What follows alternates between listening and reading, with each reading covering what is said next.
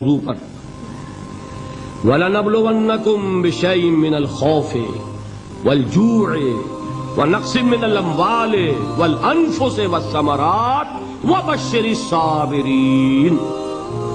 اور دیکھو ہم تمہیں آزمائیں گے، وَلَنَبْلُوَنَّكُمْ ہم لازماً آزمائیں گے تمہیں، بِشَيْءٍ مِّنَ الْخَوْفِ خوف کی کیفیت طاری کر کے، والجوع بھوک فقر اور فاقہ، ونقص من الاموال مالی نقصان، والانفس جانی نقصان، والثمرات اور ثمرات پھلوں اور میووں کا نقصان۔ میرے نزدیک یہاں پر ثمرات کا مفہوم ایک اور بھی ہے۔ ایک تو صاف تھا کھجور کی فصل تیار ہے اور غزوہ تبوک جانے کا حکم مل گیا، کون اتارے گا؟ اور کھجور وقت پر اتری نہیں، برباد ہو جائے گا۔ یہ ہو رہا ہے نا میووں کا نقصان۔ اور میرے نزدیک یہاں یہ بھی ہے، بسا اوقات بہت سی محنتوں کا نتیجہ انسان دیکھتا ہے کہ ضائع چلا گیا، میں نے 10 سال محنت کی، حاصل کوئی نہیں نکلا۔ یہ ثمرات کیا ہے؟ محنتوں کے ثمرات کا ضیاع۔ کوشش آپ نے کی، قسمت کی خوبی دیکھی ہے، ٹوٹی کہاں کمن، 2-4 ہاتھ جب کے لبے بام رہ گئے۔ Be prepared. ایک شاعر کے یہ اشعار ہیں، وہ کمیونسٹ تھا، میں نام بھی نہیں لیتا، لیکن یہ کہ یہ اسی انقلابی، چونکہ ان کا بھی ایک انقلابی نظریہ ہے، انقلابی عمل میں یہ سارے مراحل آتے ہیں۔ کوئی سیٹ بیک آیا، فرض کیجئے کوئی ناکامی ہو گئی، تو اپنے ساتھیوں کو دل بڑھانے کے لیے یہ فصل امیدوں کی ہمدم اس بار بھی غارت جائے گی، سب محنت صبحوں شاموں کی اب کے بھی اکارت جائے گی۔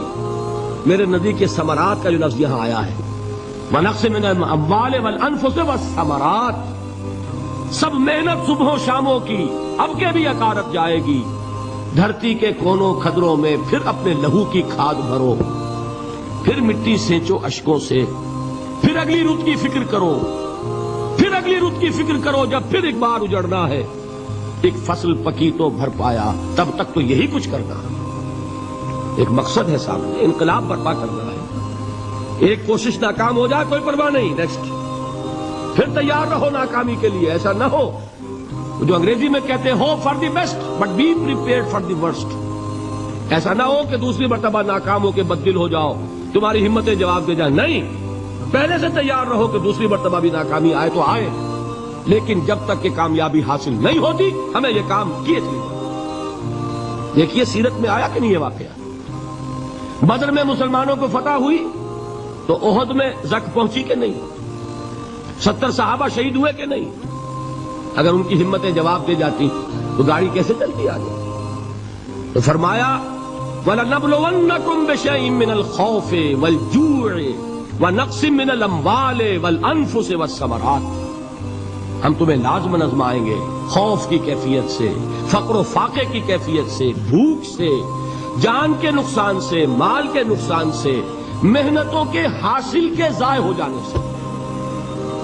وَبَشِّرِ الصَّابِرِينَ، اور اے نبی بشارت دیجئے صبر کرنے والوں، الَّذِينَ إِذَا أَصَابَتْهُمْ مُصِيبَةٌ، وہ کہ جب ان پر کوئی تکلیف آئے، کوئی مصیبت آئے، کوئی آزمائش آئے، قالوا انا للہ وانا الیہ راجعون، وہ یہ کہیں کہ ہم اللہ ہی کے ہیں، اللہ ہی کی طرف لوٹ جانا ہے۔ یہ وہی انداز ہے جو میں نے فارسی کا شعر سنایا تھا آپ کو کہ سرے تسلیم خم ہے جو مزاج یار میں آئے۔ وہ ہمارا مولا ہے، ہمارا آقا ہے، اگر اسے یہی منظور ہے تو ہمیں بھی یہی منظور ہے۔ میں نے تسلیم و رضا کی بات کی تھی نا، آپ کو کچھ شعر سنائے تھے، ایک شعر اور سنیے، اور یہ کس کا ہے؟ محمد علی جوہر کا۔ ایک مرتبہ جیل گئے، ان کی ایک بیٹی جوان بیمار ہوئی، فوت ہو گئی، باہر چھوڑا انگریز نے، جاؤ بھائی دفن کر دو بیٹی کو۔ دوسری مرتبہ جیل گئے، دوسری جوان بیٹی اسی مرض میں مبتلا ہوئی۔